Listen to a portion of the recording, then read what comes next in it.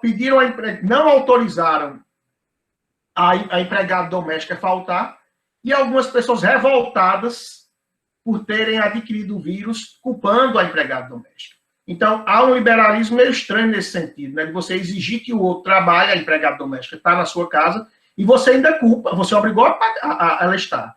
E você ainda a culpa por ter trazido, entre aspas, esse vírus. Por que é que eu estou colocando isso?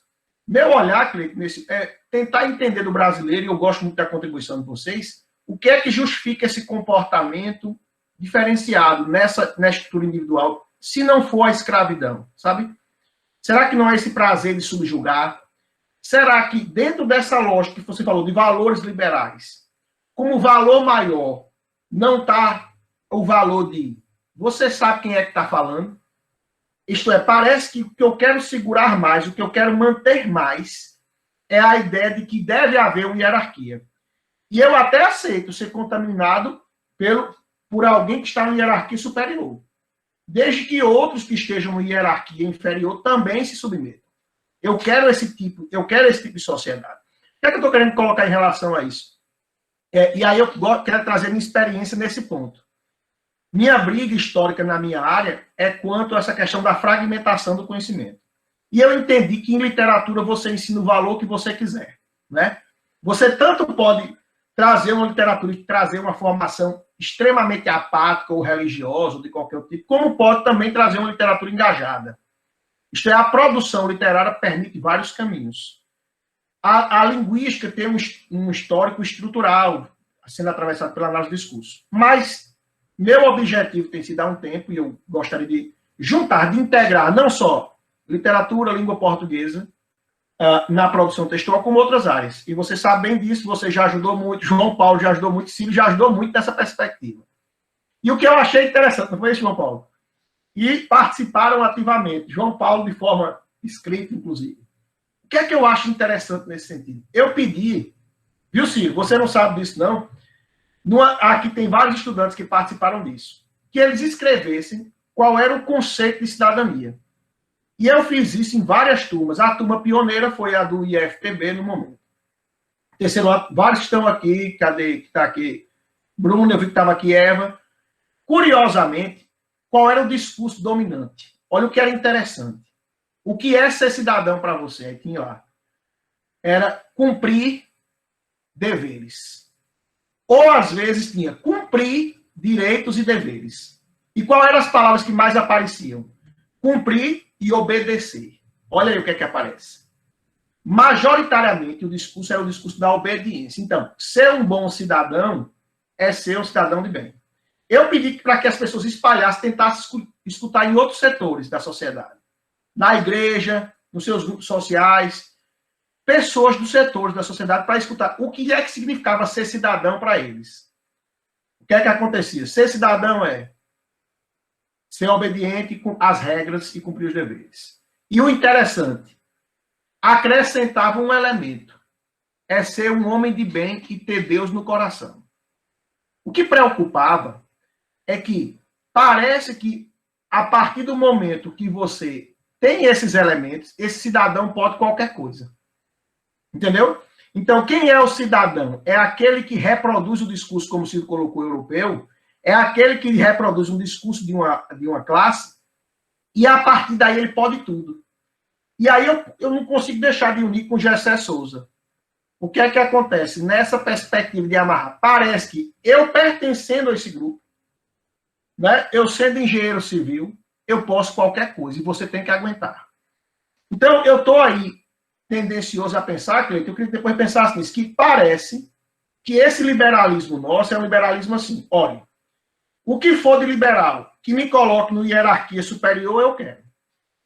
Se eu for superior, se for para eu poder dar qualquer coisa de mim em termos dessa coletividade, não conta comigo, não.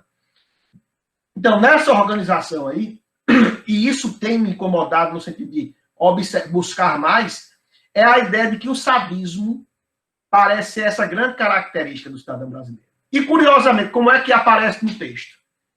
Respondendo aí também à pergunta que eu fiz. Como é que se discute? Curiosamente, a área que mais produz A sub-área que mais produz é a de produção textual. Aí convida um especialista para tratar da pandemia. Outro, né? E aí vão discutir ali a questão do coronavírus, a questão histórica. O que mais me... Ciro, eu queria que você tocasse nisso depois, Ciro. O que mais incomoda, e é um fato latente, é que, independente do tema, quando se trata de cidadania, o discurso predominante, sabe qual é quando o aluno coloca lá? O que é que deve ser feito? Nas próximas eleições, escolher representantes. A cidadania continua se resumindo àquilo que José Murilo Carvalho diz, ao conceito jurídico retrógrado, né, de votar e ser votado. E no caso dele só de votar, isto é como se a única ação do cidadão fosse simplesmente a de poder votar.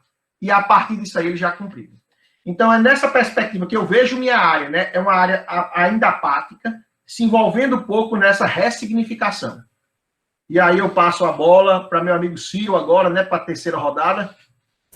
Eu vou fazer a seguinte pergunta para vocês direcionarem as respostas, que é possível apontar caminhos além da vacina ou ensinamentos para a superação da crise, não apenas de saúde, mas política, ética e social, no cotidiano coletivo? Quem é que vai começar? João Paulo. Quem é, João, na ordem? João Paulo. João Paulo. Certo, vamos lá. Olha, eu diria que, enquanto geógrafo, né, é importante a gente buscar essa geograficização da cidadania, em cima do que eu já apresentei antes. Essa geograficização implica você buscar, a partir da geografia, ler a realidade. E esse ler a realidade, nesse contexto que a gente se encontra, é denunciar as áreas que já passam por uma crise anterior à da Covid e que, por isso mesmo, são mais vulneráveis. A própria realidade desses territórios não é uma realidade que permite isolamentos, demanda, ao contrário, solidariedades, demanda, nesse caso, risco, porque você não pode abrir mão da sobrevivência. Então, isso é elementar na vida de qualquer pessoa, seja aqui no Brasil, seja na Índia, seja no Paquistão, na Colômbia, em qualquer lugar do mundo onde as pessoas precisem correr atrás da sobrevivência. Não dá para ficar em casa. Por mais duro que seja. Né? Mas eu insisto de que a Covid não é a crise. Ela é uma crise momentânea. Daqui a alguns meses ou anos, vai surgir a vacina. Tomara que com meses. Mas existe uma outra crise que é secular e é social e envolve já muitos pontos aqui tratados, que essa sim deveria ser priorizada. E eu espero que seja. Eu também falo enquanto professor de geografia, e aí eu me remeto à educação. A educação, ela é fundamental para a construção da cidadania. E essa cidadania é um dos elementos que nós temos hoje carência. Isso significa o quê, professor João Paulo? Significa algumas superações. E acho que nós, professores, temos um papel muito importante nisso. As universidades, as escolas, dos pequenininhos até os que fazem pós-doutorado, doutorado, etc. Dentro dessas superações, eu estava aqui anotando, enquanto vocês discutiam aí, essa questão da cidadania também, né? Superar a ideia da informação apenas, no estado que ela chega para a gente, e buscar organizá-la, criticá-la e transformá-la em conhecimento organizado e sistêmico.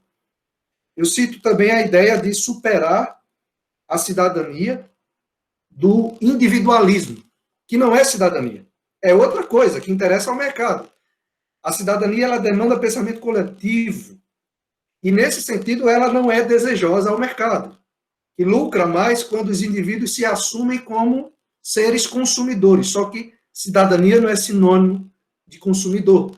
Não é sinônimo de consumismo, muito menos. Então, tem esse ponto. Eu também cito a necessidade de superar a ideia do cidadão do voto, ou aquele que se coloca objeto do clientelismo. É outra coisa fundamental. Está na nossa formação política, inclusive.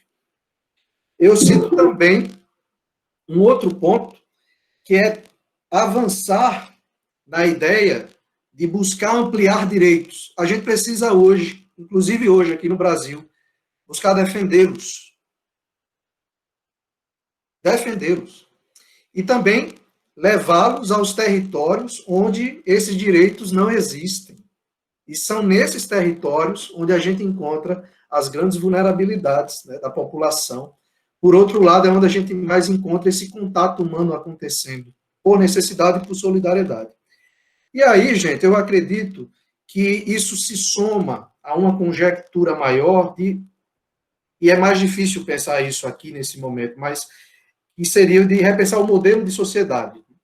Quando eu falo repensar o modelo de sociedade, eu não estou me referindo a capitalismo, a socialismo, pode ser outro capitalismo, contanto que o modelo ele tome por base o ser humano, e não a economia. A economia é importante, mas ela não pode estar acima do ser humano. Há séculos vem se tratando de vários termos, desenvolvimento, progresso, agora a gente fala muito de desenvolvimento sustentável.